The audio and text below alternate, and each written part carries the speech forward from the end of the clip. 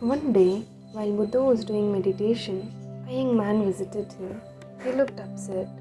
Buddha asked him the reason. The young man said that his father died a few months back. He could not get out of the sorrow, but he wants to perform the afterlife rituals for his father so that his father's soul would go to heaven irrespective of what his father has done in his life, either good or bad. So I came to you with a request. Please do the afterlife rituals for my father so that his soul will gain entry to heaven and resides there. Buddha said, okay, bring to earthen pots some pebbles and butter to fill the pots.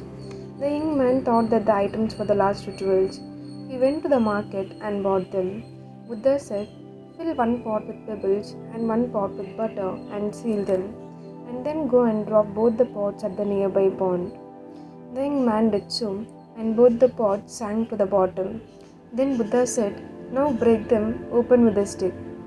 The young man struck hard and broke the pots. Butter from one of the pots started floating in the pond, while the pebbles from the second pot settled at the bottom. Then Buddha said, well, I have done this much.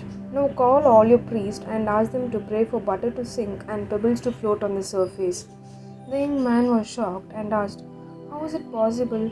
The pebbles are heavier than water and will stay only on the bottom. Butter is lighter than water and will only float. So, doing the opposite is against the natural law. Buddha said, young man, you understand the natural law pretty well, but you forget that it applies to everyone. In all his life, if your father performed wrong actions that were heavy like pebbles, he is bound to go down and no one will pick him up. If he had performed right actions that were light like butter, he should go up and no one can push him down. Young man now understood the natural law. He fell on Buddha's feet and thanked him for teaching him the lesson. The moral of the story is, the nature of law clearly defines us that in life, whatever we do, either good or bad, we are going to get it back, and it is a law of karma. No external power can change it.